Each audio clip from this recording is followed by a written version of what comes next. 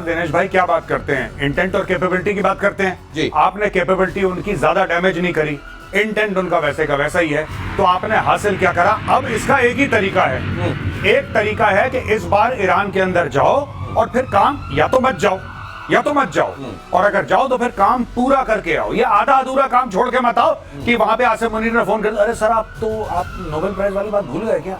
अच्छा cease fire, अरे मुझे तो नोबेल, ऐसा मत करो। अगर आप ऑपरेशन कर रहे हैं इस बार, और मैं एक और बात बता दूं, ये जो सो कॉल्ड सीज फायर है जी। अभी फिर से एक बार भयानक युद्ध भड़केगा, इजराइल नहीं छोड़ेगा 100%। अच्छा। कई लोग खुशियां मना रहे हैं, कई लोग खुशियां मना रहे हैं, और पाकिस्तानी तो बहुत, जैसे कि वही ऑपरेशन सिंदूर में जूते खाने के बाद फिर पाकिस्तानी खुशी मना रहे हैं, तो ईरान के लिए भी पाकिस्तानी खुशी मना रहे हैं। मैं सिर्फ एक बात ये कह रहा हूं कि इजराइल फिर से ठोकेगा ईरान को बुरी तरीके से, और अमेरिका को आज नहीं तो कल नहीं तो परसों इसमें आना पड़ेगा। ये इनकी मजबूरी है, और उसका भी कारण मैं आगे बताऊंगा। ये जो सिग्नलिंग कर रहा है ना चाइना को ट्रम्प, ट्रूथ सोशल पे डाल रहा है कि चलो तुम ईरान से तेल खरीद लो, आपने देखा होगा कि बेटा तुम जाके, अरे चाइना तुम्हारी परमिशन ले रहा है तेल खरीदने से पहले। 1.8 million barrels a day, 90% of Iran's export of oil goes to China. China आपकी परमिशन कब मांग रहा है ट्रम्प साहब? चाइना तो खरीद रहा है धड़ल्ले से।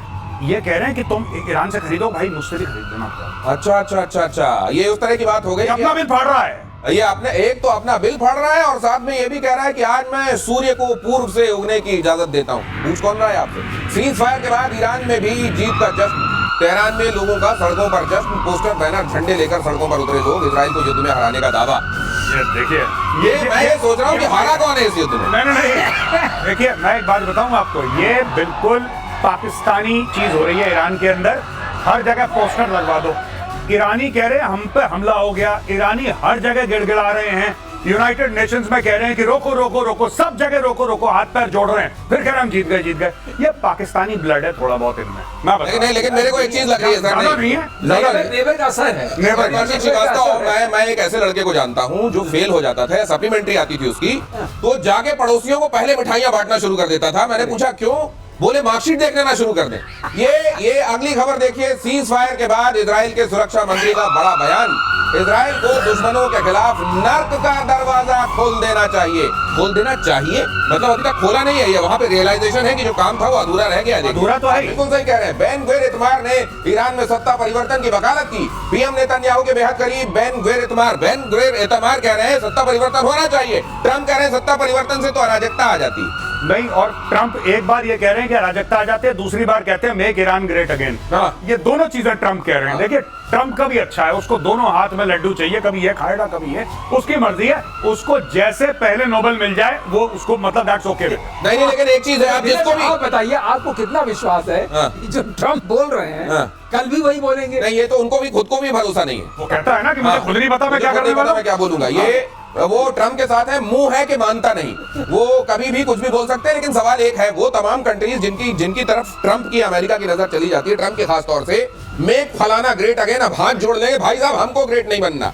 ये यूक्रेन को ग्रेट अगेन, ये अफगानिस्तान ग्रेट अगेन, ये सब अब ईरान ग्रेट अगेन। अगली खबर देखिए, ईरान में सत्ता परिवर्तन की इजरायली डिमांड के बीच अमेरिकी प्रेसिडेंट ट्रम्प का एक और बयान लीजिए। मैं ईरान में सत्ता परिवर्तन, यही मैं कह रहा था, नहीं चाहता सत्ता परिवर्तन, अराजकता लेकर आता। ईरान के पास बहुत तेल है, वो बेहतर कर सकता है। देखिए मतलब दुनिया भर की बातें करने के बाद तेल, वो उसको वो अपना भला खुद कर सकता है, फलाना कर सकता है, अराजकता फैलेगी। तेल, उसके पास तेल बहुत है, अपना अच्छा है, सीधे बोल देते भाई साहब तेल।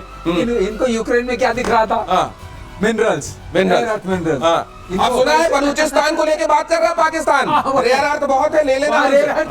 इनको यही दिखता है, सबको सब कुछ दिखता है, इनको सिर्फ यही दिखता है। ये इतना सारा, मैं ये समझना, मैं ये दो तीन बातें समझने की कोशिश कर रहा हूँ। एक तो Pakistan mid air fuelling refuelling कहां पर हुई, ये बात वो कह रहा है भारत के एयर स्पेस का इस्तेमाल हुआ। इधर से कहा जा, वो पाकिस्तान ने जो टॉर्च दिखाई थी आपने पहले दिन दिखाया, क्या ईरान को ये पता नहीं कि खुशियां जरूर मना रहे हैं लेकिन मेरे हितैषी नहीं है पाकिस्तान के लोग? बिल्कुल सही है, बिल्कुल पता है, और ये इनके ऊपर स्ट्राइक कर चुके हैं, और इनको ये पता है कि जो बलूचिस्तान वाला मसला है उसमें ये भी शामिल है। तो सब मिला जुला के पाकिस्तान से ईरान बहुत सावधान और सतर्क रहता है। ये उम्मा की बात चल के जितनी बात हो जाए, और आपने वो भी देख लिया उम्मा कैसे चलता है, ऐसे चलता है कि वो जाके बेचा है सब कुछ, अब आके यहाँ बोलने लगे। जब लोगों ने विरोध किया तब मुनीर जी ने मुनीर ने मुंह खोला, आपने सुना कभी? आपने सुना? उसने रख रखा है प्रधानमंत्री मुंह खोलने के लिए। मुंह खोला? वो कहता है ये मेरा छोटा भाई है, ये बकवास करेगा। हाँ। ये तो काम ही वही करता है। और ट्रम्प क्या है? ट्रम्प इज बड़े भाई हैं। Sir, Trump is English speaking Khwaja Asif. वो इंग्लिश स्पीकिंग ख्वाजा आसिफ है ट्रम्प। ये अगर जैसे वो छोड़ता है तो ये भी नहीं, छोड़ ऐसा ही वो पार्लियामेंट से बोलता है, ये एक आपके हाँ ये इधर से बोलते हैं। हमला करने के बाद ईरान ने कतर से मांगी माफी। अगली खबर देखिए। कतर और उसके लोग हमारे टारगेट नहीं है, ईरान ने कहा। हमने अमेरिकन बेस पर अटैक किया था, ईरान ने कहा। कतर हमारा भाई मुल्क है। तो ये समझ में नहीं आता, भाई भी रहते हैं, फिर ये चतुराई भी रहती है। कतर के शेख ने फिर से ईरान की आलोचना की। कतर पानी पी के गाली दे रहा है। ये कह रहे हैं नहीं हमने तो केवल वहाँ उसको अमेरिकन बेस को निशाना बनाया था। और वहां पर कतर को कहते हैं, ये भी इन्होंने पहले बता दिया था कि भाई देख, एक मारना पड़ेगा।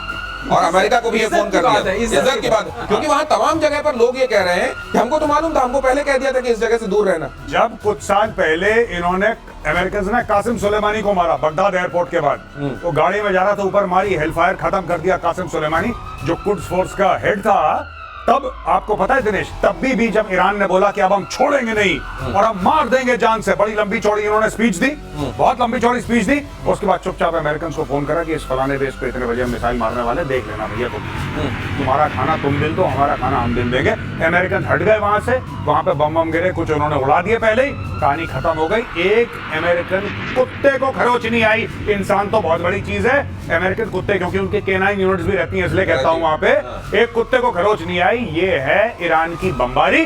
तो ये सब पहले बता देते कि इनको पता है कि अगर कोई अमेरिकन मरा तो फिर रजीम चेंज कर देंगे। तो अगर आप ये समझते हैं कि केवल क्रिकेट में मैच फिक्स होता है, तो फिर से सोचिए ऐसे खतरनाक मैच भी फिक्स हो सकते हैं। कि अगली खबर देखिए। अमेरिकी हमले पर पाकिस्तान ने ईरान को दिया धोखा। हमले की पहले निंदा की, फिर बैकफुट पर आया। राष्ट्रीय सुरक्षा समिति की मीटिंग में अमेरिकी हमलों का जिक्र नहीं, निंदा को चिंता व्यक्त करने वाला कदम बताया। निंदा टू चिंता, फ्रॉम निंदा टू चिंता व्यक्त करने वाला। ये बिल्कुल चिंता, पहले निंदा करी, फिर उन्होंने चिंता व्यक्त अभी आपको मैं बता रहा हूँ, इसके बाद ये चिंतन करेंगे। नहीं सर, एक चीज और, चिंता चिंतन, ये निंदा चिंता चिंतन जो करते हैं, इसी चिंतन में ये लोग कई बार ट्विटर में कुछ लिख देते हैं और वहां लिखना कंडेम ही चाहते हैं। और उसके बाद दुनिया कहती है, जब इनको बताती है भाई साहब एक बार होश में आओ, जरा क्या फूक के बैठे हो, फिर उसके बाद उसको सुधारते हैं। तो ये देखिए सिंपल सी बात है। जो इनकी नेशनल सिक्योरिटी कमेटी की मीटिंग हुई थी, वहां पे लोग कह रहे थे कि अब आसिम मुनीर उठेंगे और अब आसिम मुनीर बोलेंगे कि अमेरिका तुमने बहुत, वो तो नमक खा के आया व्हाइट हाउस से, वो नमक खाकर आया, गोली नहीं खाना चाहता, वो गोली नहीं खाना चाहता, वो किस मुंह से करेगा। तो ये नेता जो इन्होंने नेता वेता पाल रखे हैं कि तुम जैसे हमारे नहीं होता कि नेता सामने चलते हैं तो छोड़ भैया नेता पीछे चलते हैं, जिंदाबाद जिंदाबाद, नेताजी जिंदाबाद, ठीक है, तो बबलू भैया जिंदाबाद टाइप के, तो ये चलते हैं आगे आगे। तो इसने छुड़भैया नेता पाल रखे हैं। अब वो छुड़भैया नेता कह रहे हैं हम ईरान को कंडेम करते हैं। आसिम मुनीर ने बोला तुम्हारा दिमाग खराब है, तुम अमेरिका को कंडेम करोगे, तुम्हारी औलाद। फिर उन्होंने चेंज करा, बोला नहीं हमें फिक्र बहुत है यार, ईरान पे बम मार दिया, ज्यादा मार दिया, कंसर्न अबाउट। अब ऐसा है, हमने जो लाइन याद आ रही बहुत अच्छी लाइन है, फिट बैठती है। सरदार मैंने आपका नमक खाया, गोली नहीं खाना, लेकिन सरदार बलूचिस्तान के खनिजों पर अमेरिका की नजर। लीजिए वही खबर देख लीजिए जरा। खनिजों को गिरवी रखने की तैयारी में पाकिस्तान। आगे मोदी ट्रम्प के साथ बंद कमरे में बैठक में मुनीर ने दिया ऑफर। पाकिस्तान की नेशनल असेंबली में बंद कमरे में क्या क्या प्रॉमिस करके आ गए हैं वहाँ। मैं बता रहा हूँ, ये जस्ट इमेजिन। अच्छा एक और ये बात नहीं है कि इसने बलूचिस्तान बेचने की कोशिश करी। ये पहले बलूचिस्तान को चीनियों को बेचना ऑलरेडी ये अग्री कर चुके हैं। जो गवादर है वो तो बलूचिस्तान में, एक मकान की 2 रजिस्ट्री हो रही है क्या? और यही ये स्टोरी है। घोसला का घोसला हो रहा है, घोसला का घोसला है। इन्होंने बलूचिस्तान दो ये ऐसे कलाकार हैं लाहौरी, ये ऐसे कलाकार हैं। इन्होंने क्या करा, सबसे पहले चाइना को बोला कि तुसी फिक्र ना करो, ये चाइना पाकिस्तान इकोनॉमिक कॉरिडोर बनाओ, ये ग्वादर पोर्ट बनाओ। तो चीनी बेचारे लाओ पैसा लगाओ। इन्होंने सारा चीनियों का पैसा खा लिया। अब जब चाइना ने बोला कि नहीं यार हमें तो मार रहे हैं बलोच लिबरेशन आर्मी ठोक रही है हमें, हमारे इतने दर्जन भर चीनी इंजीनियर मार दिए, अब हम चाइना पाकिस्तान इकोनॉमिक कॉरिडोर में और लागत नहीं लगाते, हम नहीं डालेंगे पैसा, पहले तुम अपनी सिचुएशन सुधारो। तो उसने बोला यहाँ से तो देखो, यहाँ से दूध आना बंद हो गया। तो फिर ये गए ट्रम्प के पास, सर ऐसा है कि एक जगह है बलोचिस्तान, आपने नाम तो सुना ही होगा, क्या सर बड़े मिनरल है वहां पे, बड़े। ये इसने फिर ट्रम्प को बेचा, इसने फिर ट्रम्प को बेचा, और वही एक मकान की 2 रजिस्ट्री करवा के आया आसिम मुनीर। जो हम कहते हैं ना, सर अभी कह रहे थे कि सरकार मैंने आपका नमक खाया है, ले अब गोली खा। लेकिन अब इसमें एक चीज और देखिए, बलूचिस्तान, जहां बलोच इनको घुसने नहीं दे रहे हैं, एक रेत का जर्रा नहीं उठाने दे रहे हैं, उस जगह को इन्होंने चीन को भी प्रॉमिस कर दिया, उसको अमेरिका को भी प्रॉमिस कर दिया। धन बेच रहे हैं दिनेश। हाँ। और तुम देखो कितनी चतुराई है। हाँ। ऐसे मानना पड़ेगा हाँ। कि चाइना को भी बेच दिया, इसको बेच दिया। अब चाइना, अब ये लड़ेंगे आपस में, चाइना यूएस। हाँ। ये कहेंगे मैं तो बेच चुका। हाँ। लड़ाई नहीं, और फिर होगी। चाइना और यूएस के बीच में बात होगी, चाइना कहेगा तुम्हारे कहने पे मैं तेल ले रहा हूं, अब तुम चुप रहो। भाई साहब एक और चीज, हाँ। एक और चीज, आई एम सॉरी, ये मैं बताना भूल गया, माफी चाहता हूँ। इन भाइयों ने रशिया को भी बोला कि एक वार्म वाटर पोर्ट है इधर। ओ, 3 रजिस्ट्री है। ये 3 रजिस्ट्री करने के चक्कर में थे पहले, पर अब ये 2 रजिस्ट्री पे आ गए हैं। ये अमेरिकन को बोल दिया कि आप अब अमेरिकन वहां पे आ जाएंगे।